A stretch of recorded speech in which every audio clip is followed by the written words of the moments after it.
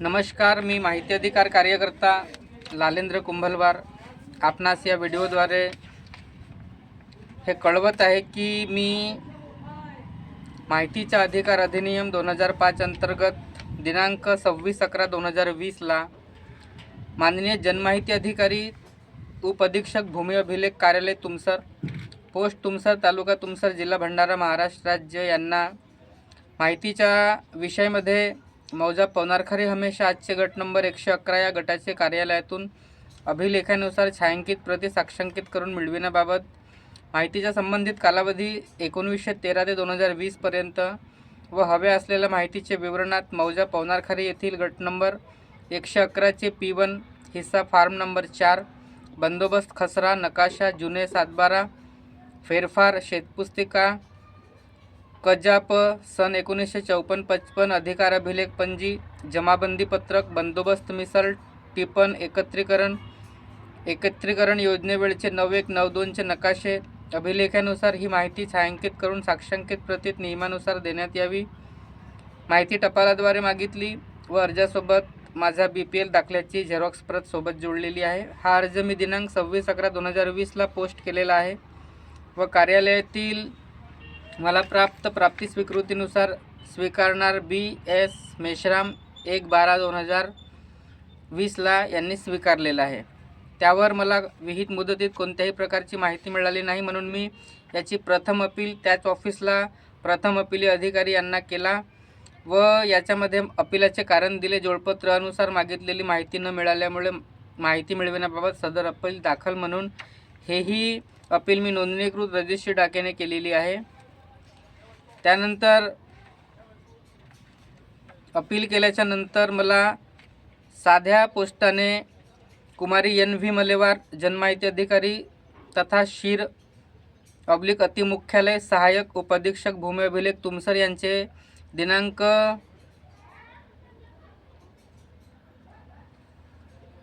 इथं दिनांकामध्ये खोडतोड दिसत आहे, म्हणून मी स्पष्टता याची सांगू शकत नाही। याच्यामध्ये यांनी संदर्भ दिला आहे की आपला इकडील कार्यालयात माहितीचा अधिकार अर्ज प्राप्त दिनांक 1/12/2020 संकलनाकडे प्राप्त दिनांक 3/12/2020 उपरोक्त संदर्भीय विषयांकित अर्ज इकडील कार्यालयास प्राप्त झालेले असून त्या अनुषंगाने माहिती तयार करून आपल्याकडे सादर करण्यात येत आहे। तसेच आपण इकडील कार्यालयात दारिद्र्य रेषेखालील कुटुंबाचा दाखला अद्ययावत जुळवूनच माहितीच्या अधिकारात माहिती मागवून घेण्यात यावी। सबब आपला संदर्भीय माहिती अधिकार अधिनियम 2005 अंतर्गत इकडील कार्यालयाकडून निकाली ठेवण्यात येत आहे। सदर दिलेल्या माहितीविषयी आपणास समाधान न झाल्यास आपण प्रथम अपीली अधिकारी यांच्याकडे दाखल करावी करिता आपणास याद्वारे कळविण्यात येत आहे। व यासोबत मला एक संकलन पत्रक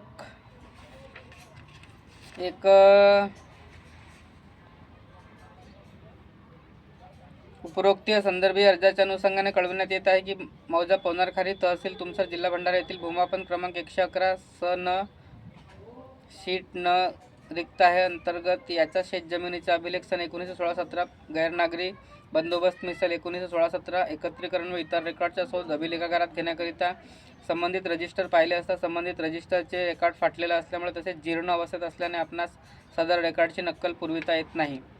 अशा प्रकारे हे 2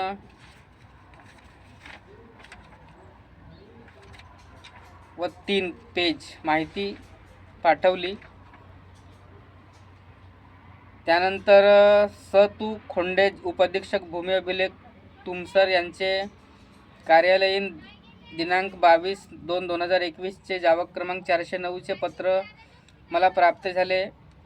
यांनी या पत्रात सुनावणी दिनांक 3/3/2021 रोजी दुपारी 2 वाजता ठेवण्यात आलेली आहे असे कळविले व दिनांकित निश्चित केलेल्या वेळेवर आपण स्वतः किंवा आपले प्राधिकृत केलेले प्रतिनिधी यांनी कागदपत्रासह कार्यालयात सुनावणी कामी हजर राहावे। आपण गैरहजर राहिल्यास अपील प्रकरण एकतर्फी निकाली काढण्यात येईल याची नोंद घ्यावी। अशा प्रकारचे पत्रव्यवहार दिले होते। त्यानंतर जनसुनावणीत मी दिनांक 3/3/2021ला अपीली अधिकारी यांच्या समक्ष हजर राहून आपले संपूर्ण म्हणणे मांडले।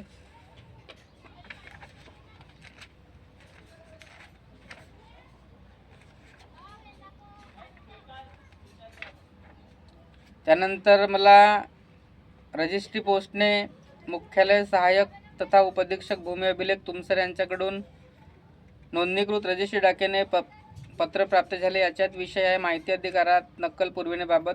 संदर्भ इकडील कार्यालयात दिनांक 3/3/2021 ला माहिती अधिकारात अपील आदेशान्वये उपरोक्त संदर्भीय विषयांकित बाबत आपण माहिती अधिकारात मौजा पवनारखारी हमेशा येथील भूमापन क्रमांक 111 ची माहिती नकल कार्यालयात उपलब्ध असलेली माहिती आपल्याला पुरविण्यात येत आहे करिता माहितीस्तव सादर अशा प्रकारचे पत्र दिले व यासोबत एक प्रमाणपत्र दिला. त्या प्रमाणपत्रानुसार कार्यालय उपअधीक्षक भूमी अभिलेख तुमसर दिनांक 15/3/2021 प्रमाणपत्र प्रमाणित करण्यात येते की मौजा पवनारखारी हमेशा तहसील तुमसर जिल्हा भंडारा येथील भूमापन क्रमांक 111 चे हिस्सा फॉर्म नंबर 4 पत्रक जीर्ण आहे. तसेच भूमापन क्रमांक 111 P1 खसरा नंबर 47 असून सदरचे रेकॉर्ड जीर्ण आहे. तसेच 7/12 सन 1954-55 चे अधिकार अभिलेख पणजी टिप्पण हा रेकॉर्ड इकडील कार्यालयाशी संबंधित नाही. अशा प्रकारचे पत्र दिले व यासोबत एक शेताचे पुस्तक नमुना नंबर 1 सन 1947 च्या मुंबईच्या शेतीच्या जमिनीचे तुकडे पाडण्यास मनाई करण्याबाबतचे व त्या एकत्र करण्याबाबत ॲक्ट सन 1947 च्या याबाबतची एक प्रत दिलेली आहे. त्यानंतर माहिती अधिकारात एक नकाशा पुरवलेला आहे. त्यानंतर एक मोठा नकाशा पुरविलेला आहे. नंतर एक पुनर्मोजणी नकाशा पुरविलेला आहे. त्यानंतर तुकडे पाडण्यास मनाई करण्याबाबत त्या एकत्र करण्याबाबत ॲक्टचा हा माहिती अधिकारात नक्कल पुरविलेली आहे.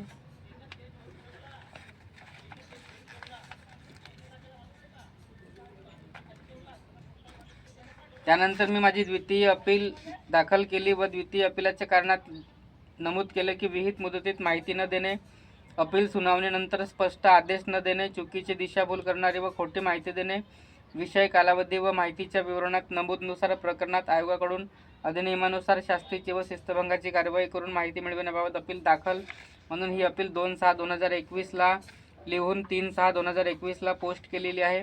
ही अपील माहिती आयोगाला दिनांक 10/6/2021 ला प्राप्त झालेली आहे. त्यानंतर माहिती आयोगाचे सुनावणी नोटीस पत्र 21 फेब्रुवारी 2023 चे मला प्राप्त झाले.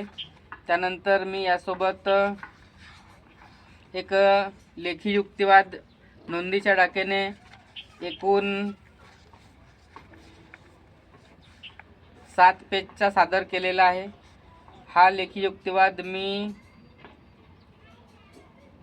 नोंदीच्या डाक्यानेच पाठविलेला आहे. त्यानंतर सुनावणीचे दुसरे पत्र प्राप्त झाले की दिनांक 20/3/2023 रोजी आयोजित करण्यात आलेले सुनावणी प्रशासकीय कारणास्तव पुढे ढकलण्यात येत आहे. तर सदर प्रकरणात दिनांक 10/4/2023 रोजी सकाळी 11 वाजता सुनावणी आयोजित करण्यात येत आहे.